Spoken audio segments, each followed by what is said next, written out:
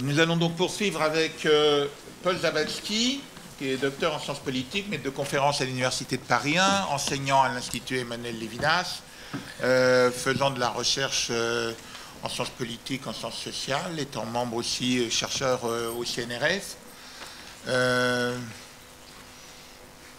Et il a tellement de casquettes que c'est presque une boutique de chapelier qu'on pourrait avoir. Il va nous parler de quelqu'un qui est peu connu et que nous apprécions beaucoup, qui est Jeanne Hersch, qui est une philosophe dont il nous dira davantage, bien sûr, à la fois héritière d'une famille de bundistes, à la fois disciple de Karl Jasper, mais c'est lui qui va nous le raconter, mais qui a tenu beaucoup face à l'antisionisme, face à la critique d'Israël, etc. Je l'ai cité tout à l'heure. Je l'ai cité tout à l'heure à propos de l'angélisme et à propos de cette fausse éthique qu'est l'angélisme qui ne connaît pas les dures contraintes du réel. Elle est donc une penseur très importante pour nous, dans le cas des humanités juives. Elle a aussi cette particularité d'être une femme, et c'est pas anodin de pouvoir lui faire aussi sa place. Nous entendrons également Thierry Alcolumbre, qui est professeur à l'université de Bar-Ilan, qui est docteur en philosophie, qui a écrit un livre sur Maïmonide et le problème de la personne, et lui aussi va faire écho, mentionner une autre femme qui a compté beaucoup et qui compte beaucoup et auprès de laquelle on peut toujours s'enseigner, Eliane Amado Lévy Valenzi, et eh bien ça sera notre moment féminin. Je laisse la parole à Paul Zawadzki. Merci Gérard, merci de m'inviter ici pour la seconde fois. Je suis très heureux de revenir au collège de Netanya. Et je voudrais évoquer effectivement un personnage magnifique, mais que trop peu de gens connaissent aujourd'hui. Jeanne Hersch, la philosophe de Genève, devrait-on dire, si le titre n'avait pas été pris déjà. Elle y est née en 1910, morte en 2000. Ou suivant encore l'expression de Jaspers, une genevoise attachée à l'esprit français par toute la clarté et la radicalité de sa raison. Jeanne Hersch, qui a été élève et traductrice de Karl Jaspers, disait d'elle-même « Je suis davantage une présence à mon temps que l'auteur d'une œuvre. Aussi bien sa pensée irradie avec moins d'éclat probablement que celle des figures qui ont été évoquées depuis ce matin. Il y a pourtant dans cette présence et sur bien des questions de quoi bâtir de solides points d'appui, une vraie boussole pour notre temps désorienté, et c'est ce que j'aimerais faire apparaître, même rapidement, en choisissant quelques aspects de sa réflexion que l'on trouve de manière transversale dans un corpus de textes en réalité très abondant, un corpus qui aborde des domaines extraordinairement variés, qu'il s'agisse de morale, de métaphysique, de philosophie politique, de réflexion sur l'éducation, sur la médecine, et j'en passe. Dans cette manière très ample, vous l'avez compris, dont il est difficile de tirer un fil sans aussitôt les tirer tous, le plus pertinent serait, ou est sans doute, comme l'avance le père Gaston Fessard, dont elle était l'amie, de situer la réflexion de Jeanne Hersch dans un triptyque qui serait la liberté, le temps, l'histoire. Et c'est ce triptyque que je vais essayer, si vous voulez, d'esquisser, si tant est qu'il soit possible de le faire en quelques minutes, tout en soulignant un aspect constant de sa pensée, ce qui frappe beaucoup chez Jeanne Hersch. C'est sa manière de penser en marchant sur deux jambes, un exercice constant d'équilibriste qui creuse les antinomies. Ce que je vais essayer de vous montrer, par exemple à propos de sa philosophie des droits de l'homme, ou encore, pour faire continuité avec les questions morales dont a parlé Julien David tout à l'heure, à propos de sa philosophie morale. Alors, si vous m'autorisez cette facilité rhétorique, je partirai de l'élément de l'histoire, et qui, faisant signe vers l'expérience, permet d'introduire quelques éléments biographiques sur elle. Je le fais parce qu'elle est relativement moins connue que les auteurs dont il a été question depuis tout à l'heure. Alors, n'y voyez nulle intention de réduire le secret d'une œuvre au récit d'une vie, ce serait indigne de la pensée de Jeanne Hersch, mais bien davantage l'occasion de faire observer que sa propre trajectoire de vie incarne l'un de ces remarquables destins des Juifs originaires de l'Europe du centre-est. Pensons à Mannes Sperber, Köstler, que tu as cité tout à l'heure, qui ont fait la gauche antitotalitaire. J'entends par là ceux qui ont sauvé l'honneur de la gauche et qui ont traversé les tourments du XXe siècle dans la lucidité, sans jamais désespérer de la condition moderne des hommes. Jeanne Hersch s'est nourrie d'une sensibilité socialiste, militante de longue date, jusqu'à la rupture avec le Parti socialiste suisse, trop laxiste à ses yeux, notamment dans le débat consacré à la drogue. Mais en réalité, cette sensibilité vient de loin. La philosophe est née dans une famille bundiste. Ses parents sont venus à Genève pour étudier dans un pays de liberté. Et elle se souvient, dans un entretien, par exemple, de l'effervescence du milieu étudiant russo-polonais de Genève. Toute cette jeunesse discutait pendant des nuits entières et m'empêchait de dormir. Les idées philosophico-politico-sociales les plus diverses se débattaient à grands cris. Comme mes parents étaient les seuls à avoir un petit appartement avec une cuisine, tout le monde venait chez eux. Bon. Mais de manière moins anecdotique, si vous voulez, je crois qu'il faut insister sur cette imprégnation bundiste qui a constitué une source vive de la sensibilité intellectuelle de Jeanne Hersch, que l'on retrouve un peu partout, et notamment dans la centralité qu'elle accorde aux questions relatives à l'éducation. Sa mère était originaire de Varsovie, elle avait étudié la médecine. Le père, Liebmann Hersch, était originaire de Wilno.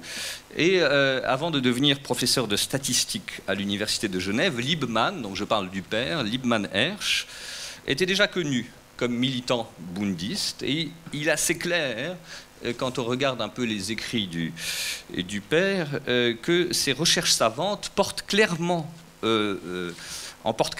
l'inspiration. Qu'elle se tourne vers le marxisme, si vous voulez, ou la statistique, l'intention restait au fond la même. Il s'agissait d'élaborer une critique des inégalités sociales selon l'exigence de rigueur et de vérité. Mais cette exigence, et je tiens à le souligner tout de suite, n'a jamais fait basculer ni le père ni la fille dans une variante mortifère de scientisme, un scientisme qui, réduisant la discussion politique aux critères de la science, du matérialisme historique par exemple, a produit les dégâts que l'on sait dans les régimes de type soviétique. Et d'ailleurs, dès la prise du pouvoir par les bolcheviks, Liebmann Hersch n'a cessé d'annoncer les catastrophes à venir, tout en dénonçant d'ailleurs les amalgames du judéo-bolchevisme, mythe qui englobait souvent dans une même confusion haineuse les bundistes. Quant à Jeanne Hersch, de son côté, elle était convaincue que le communisme est une doctrine totalitaire, précisément parce que, je cite, elle prétend posséder la clé unique de l'histoire, et par conséquent, possédant la clé unique de l'histoire, sachant où va l'histoire, ayant la connaissance totale, globale du but de l'histoire, elle possède la connaissance du chemin à suivre pour y parvenir et des actes à faire pour y arriver. Dès lors, poursuit-elle, tout acte efficace se trouve en somme techniquement justifié. Quand une fin est connue de façon exhaustive, on est dans le domaine de la technique, on n'est plus dans le domaine de la liberté. L'essentiel de la critique du totalitarisme soviétique et de la misère de l'historicisme au sens popérien trouve ici, est livré ici en quelques mots. Mais l'imprégnation bundiste dont je parlais ici, et notamment la méfiance à l'égard tant du soviétisme que du nazisme, s'y retrouve également, bien sûr. Bon. J'ajouterais ici un point. C'est une digression, mais en même temps, c'est relativement important dans la vie de Jeanne Hersch, en tout cas, et j'ai envie de le souligner. J'ajouterai un point de biographie intellectuelle. Ce sont ces liens d'amitié très forts qui unissaient Jeanne Hersch à certains, et parmi les meilleurs, des exilés polonais.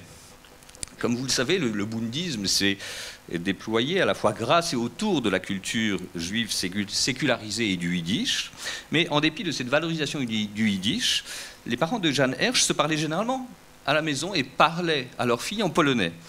Et ce qui explique que Jeanne Hersch avait cette langue à l'oreille, et ce qui explique aussi qu'elle a été traductrice du polonais. Notamment, elle a traduit, au début des années 50, 2 ouvrages du futur prix Nobel de littérature, qui a été son ami amoureux d'ailleurs, Czesław Miłosz. Elle a traduit notamment La prise du pouvoir et Sur les bords de l'Issa. C'est ce qui explique sa connaissance du polonais, c'est ce qui explique que la revue Preuve, à laquelle elle était liée dans les années 50 et dans laquelle publiaient des gens aussi différents que Sperber, Köstler, Aron, Camus, Miłosz et tant d'autres, l'ait envoyée en Pologne pour suivre les procès de Poznań.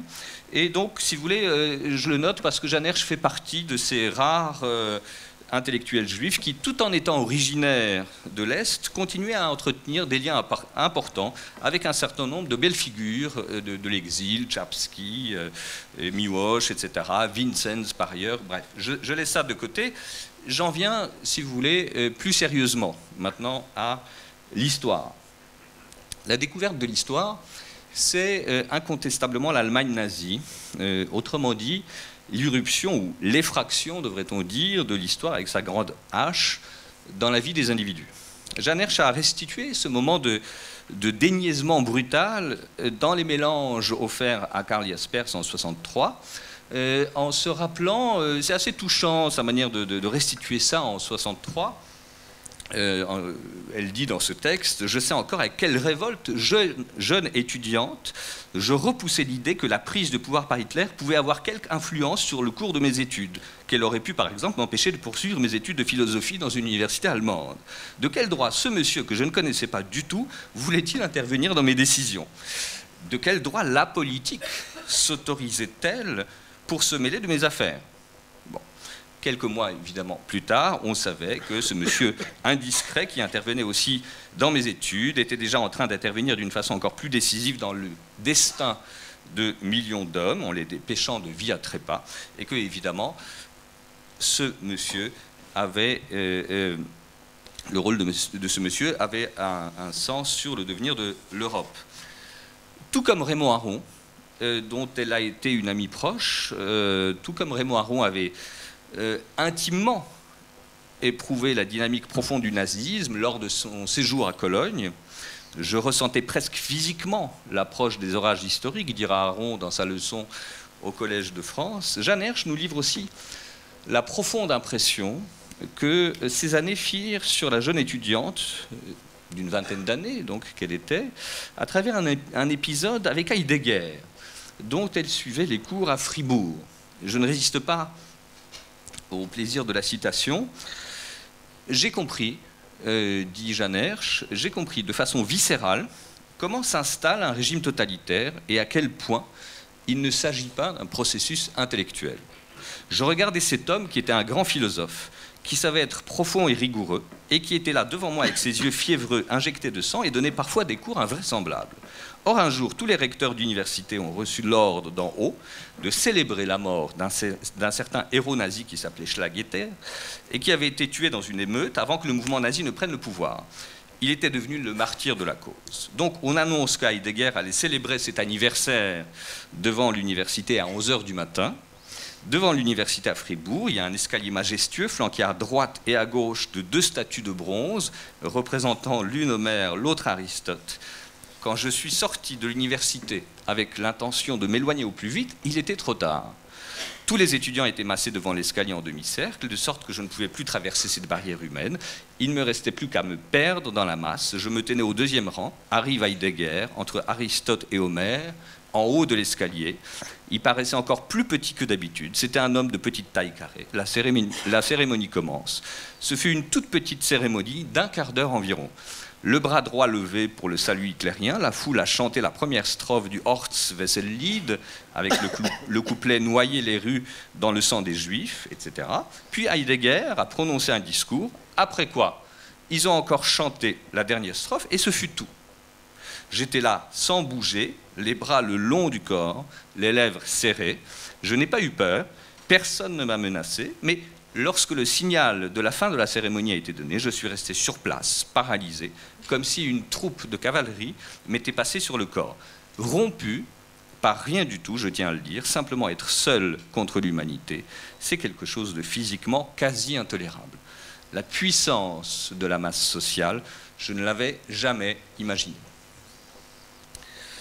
Dès lors, en contrepoint de ces logiques, si vous voulez, de ces logiques d'abolition du sujet, dans des situations historiques totalitaires qui font rouler les individus comme des galets, comment introduire la question de la liberté chez Jeanne Hersch, puisque nous étions en Allemagne, restons-y un instant. C'est là que les chemins divergent d'ailleurs avec Lévinas. L'Allemagne, ce fut pour elle aussi l'éblouissement d'une rencontre absolument décisive avec la philosophie de la liberté, de la raison et de l'intersubjectivité de Karl Jaspers. C'est là qu'elle assiste pour la première fois à un cours de Jaspers. Je n'ai presque rien compris de ce cours, dira-t-elle plus tard, parce que j'avais trop peu de connaissances en philosophie, en allemand, etc. etc. Seulement, je n'ai pas eu l'ombre d'une hésitation, j'ai su immédiatement qu'il y avait là, pour moi, quelque chose à comprendre. Mais je ne savais pas quoi.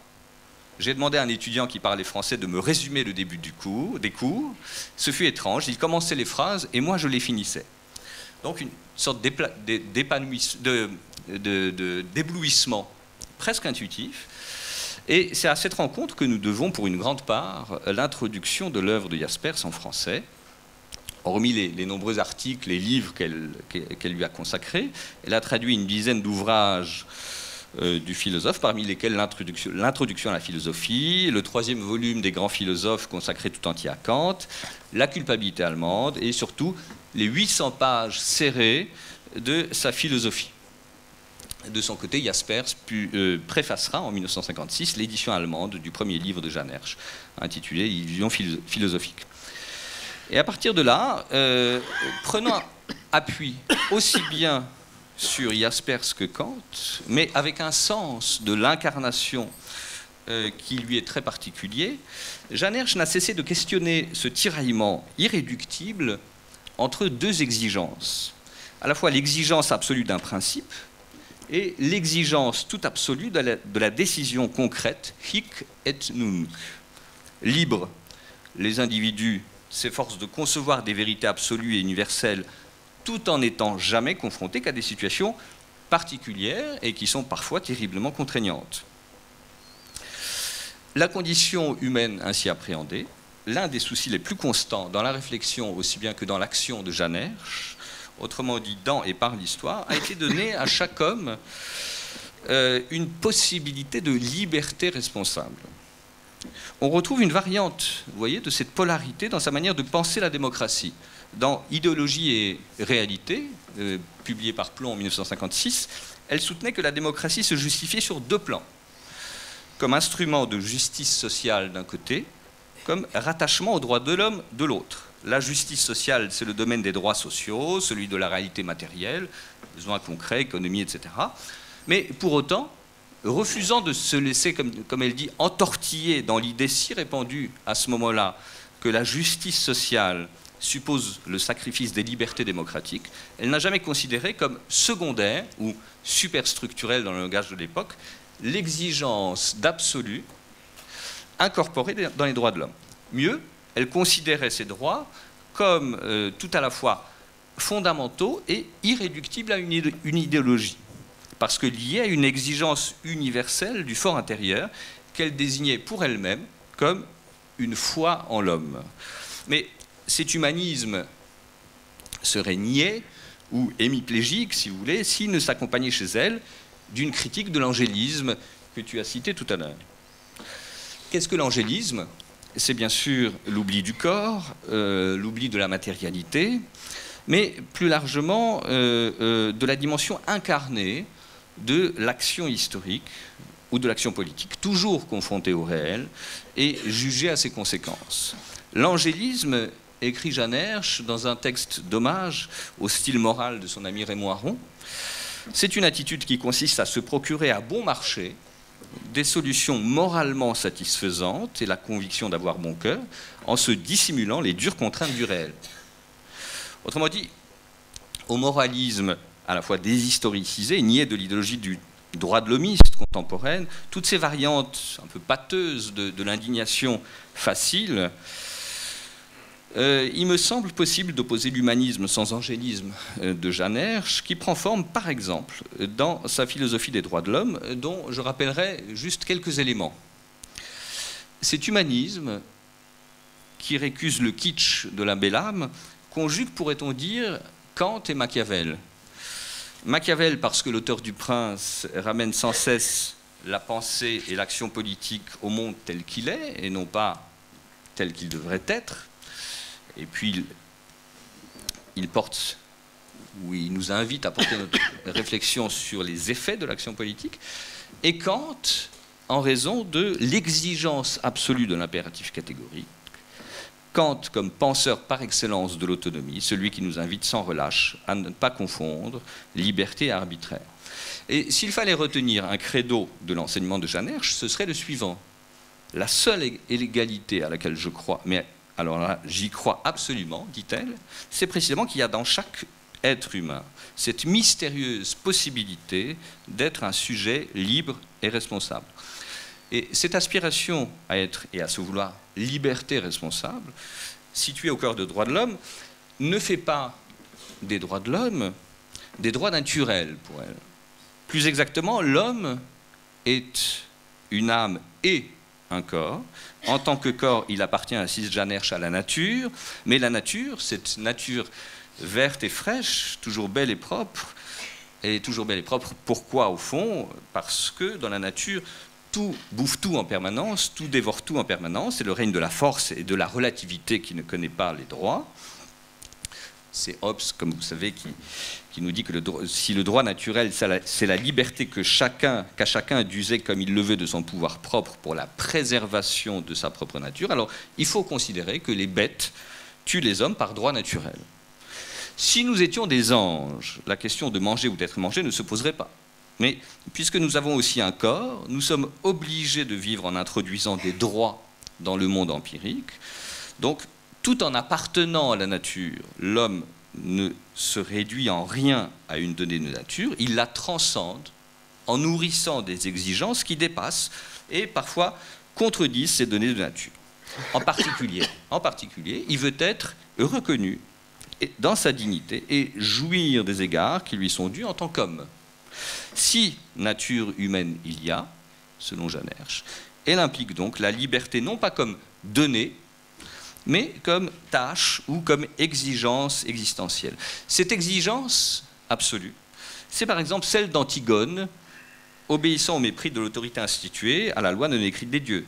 C'est aussi par exemple, autre exemple cité souvent, pris souvent par Jeanne Hersch, celle de Solzhenitsyn, usant de cette liberté qui a traversé le mur du son de la peur, cette liberté qui se trouve au-delà de la peur, à partir du moment où Solzhenitsyn et sa femme ont décidé que, quoi qu'il arrive, même à leurs enfants, ils ne céderont pas, ils ont pris appui sur cette possibilité proprement humaine d'une décision absolue contre le règne de la force. Et c'est dans cette possibilité qui peut amener tout homme à décider, comme par exemple les insurgés du ghetto de Varsovie, je ne ferai pas cela, plutôt mourir, que Jeanne Hersch voit la source de l'universalité des droits de l'homme. Or, il y a eu, il n'y a pas si longtemps, peut-être vous en souvenez-vous, une époque où l'extrême gauche philosophique se plaisait à dénoncer l'illusion de ces prétendus droits d'un soi-disant homme.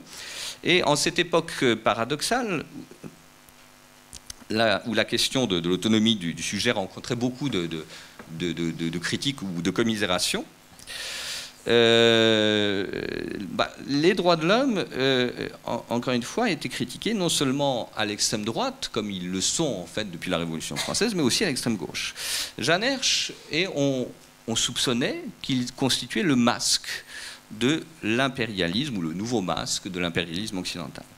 Jeanne Hersch dirigeait à ce moment-là la division de philosophie de l'UNESCO, qui, à peine créée, s'est donné pour tâche de commémorer en 1968 le 20e anniversaire de la Déclaration universelle des droits de l'homme par la publication d'un recueil de textes. Et alors, à ce moment-là, c'est alors qu'elle a eu l'idée de profiter des structures mondiales de l'UNESCO pour demander à tous les pays membres d'envoyer des textes de toute nature, pourvu qu'ils soient antérieurs à 1948, et où se manifeste sous quelque forme que ce soit, non pas une conception abstraite des droits, mais une aspiration plus ou moins claire ou obscure au respect de ces droits, un appel à ce respect, ou bien l'expression d'une souffrance lorsque ces droits sont violés. Et la récolte a été fructueuse au-delà de toute attente. Chansons, inscriptions gravées, proverbes, traités philosophiques, etc. Des textes sont arrivés du monde entier, de toutes les époques. Et l'ensemble de ces textes a été publié dans un épais ouvrage, près de 600 pages, sous le titre « Le droit d'être un homme », par l'UNESCO en 1968.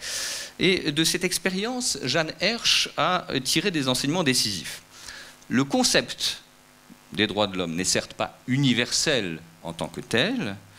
Cet homme est toujours une personne concrète, historiquement, culturellement, socialement située, etc. Et pourtant, dit-elle, il y a une exigence fondamentale que l'on perçoit partout.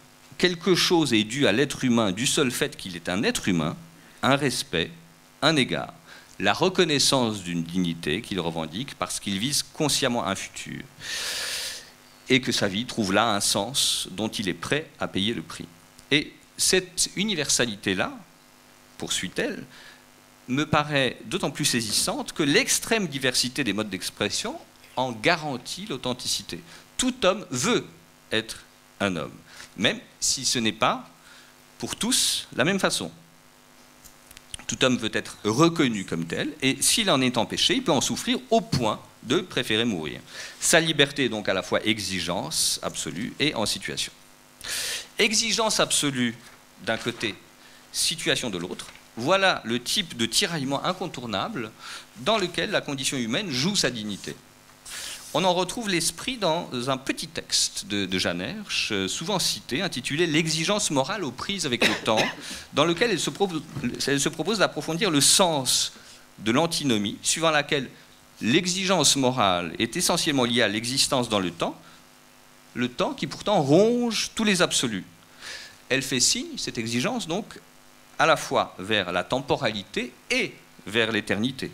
D'un côté, elle ne trouve son caractère d'impératif qu'en s'arrachant aux conditions temporelles et en s'érigeant dans l'absolu, échappant précisément à tout relativisme historique, mais en même temps, cette exigence n'a de sens que pour un être temporel et dans une situation donnée. On pourrait formuler les choses un peu autrement. Aucun jugement possible, aucun jugement moral n'est possible sans écart, notamment sans écart entre ce qui est et ce qui devrait être, le monde idéal, souhaitable, désirable, etc. Et donc nous sommes toujours tiraillés entre la connaissance ou la reconnaissance de la réalité telle qu'elle est et la réalité telle que nous pensons qu'elle devrait être ou telle qu'elle n'est pas acceptable, il n'est pas acceptable qu'elle soit. Bon. Autrement dit, on navigue toujours entre deux écueils symétriques et non pas un seul. D'un côté, le piège du nihilisme, quand la finalité s'estompe et que l'on est prêt à collaborer en quelque sorte avec toute réalité. Et là, comme elle dit, c'est le moment où rien ne vient du côté de la transcendance, ouvrir par-delà ce qui est les perspectives multiples du possible, et puis on rentre dans le monde positiviste, unidimensionnel, froid, polaire, etc., etc. Mais de l'autre côté, il y a aussi le piège symétrique, c'est évidemment l'angélisme de la belle âme, et le fanatisme qui peut lui être attaché également. Alors, en introduisant une forme de transcendance dans l'immanence, Jeanne Hersch est probablement très proche, évidemment, de l'enseignement de Kant, mais peut-être que dans cette manière de désigner le mouvement par lequel un homme transcende le tout, dit non, mais dit non dans sa liberté de l'obéissance à une loi, et plus largement dans le refus de ramener Dieu à l'humain, que la judéité de Jeanne Hersch parle encore, ou parle aussi, je ne sais pas. Je connais très mal le judaïsme dit religieux, dit Jeanne Hersch, et je le regrette. Ce que j'ai connu et rencontré semble n'avoir pas été fait pour m'atteindre, mais j'ai toujours été chez moi, dans la grande tradition métaphysique biblique, l'affirmation du Dieu unique, transcendant et caché, avec le refus qu'elle implique. Je vais terminer sur la troisième dimension, si vous voulez, que j'ai introduit, la dimension du temps, très très vite, parce qu'il me semble que si l'on s'interrogeait sur la dimension juive de l'œuvre de Jeanne Hersch, il faudrait peut-être se tourner vers sa manière à la fois de cultiver la fidélité, sans trop savoir à quoi d'ailleurs, et surtout sa manière de questionner le temps. Ça a été en tout cas un des fils les plus constants de sa réflexion, comme elle le déclarait en ouverture de la décade de Cerisy sur le temps, qu'elle organisait en 1967. Depuis des années, je vis pour ainsi dire à l'ombre du problème du temps. Bien entendu, le questionnement porte sur l'une des dimensions les plus constitutives de la condition humaine, dans ce qu'elle a de plus universel, notamment la mort, mais en deçà de l'universalité de cette réflexion, la permanence de cette question du temps chez Jeanne Hersch rappelle aussi le point de vue d'autres penseurs, notamment Moses Hess, bien sûr Abraham Heschel, que Gérard Rabinovitch connaît bien, l'auteur des Bâtisseurs du temps, ou encore, on pourrait le caractériser, c'est ce qu'énonce de manière assez saisissante George Steiner dans Langage et silence. Le juif jette l'encre non dans l'espace mais dans le temps, dans le sens aigu qu'il possède de l'histoire vécue, comme une expérience individuelle. Je finirai en disant que, particulièrement attentive à la question de la visée ou de l'intention, Jeanne Hersch était très sensible à la dimension du temps qui va vers l'avenir. Le temps du sujet intentionnel qui va vers le temps du projet. Et la disparition de cette dimension d'avenir, la crise du futur, elle l'imaginait dans des cas malheureux de traumatisme, lorsque quelqu'un a reçu un choc si fort qu'il cesse d'attendre quoi que ce soit. Et à partir de là, il y a une sorte de mort du futur, et il ne reste plus que la dimension du temps qui fuit vers le passé, que Jeanne Hersch a appelé le temps désespéré, qui n'est peut-être pas sans lien avec notre temporalité contemporaine. Et ce temps recroquevillé, tourné vers le passé, n'est pas seulement le temps désespéré du malheur. Il est aussi celui qui ne permet plus de porter l'exigence éthique, comme cette exigence qui ne se contentant pas de la positivité de ce qui est, ou de ce qui fut, porte à penser ce qui devrait être. Contre le temps désespéré, le temps messianique peut-être, nous fait chercher plus loin en nous rendant exigeants. Et comme elle disait à la fin de sa vie, sans le messianisme, les Juifs perdraient la condition historique qui leur vient de l'attente, du non-accomplissement. Prenez l'histoire de la philosophie, tous les philosophes juifs comme Spinoza, Bergson et les autres ont un rapport privilégié au temps. Le temps ne se laisse jamais oublier. Merci pour votre patience.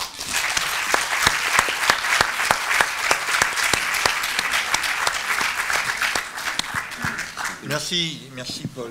Merci beaucoup de nous avoir présenté cette personnalité extrêmement attachante, comme tu l'as dit, une penseuse et une philosophe qui en effet est insuffisamment connue du public aussi bien non juif que juif.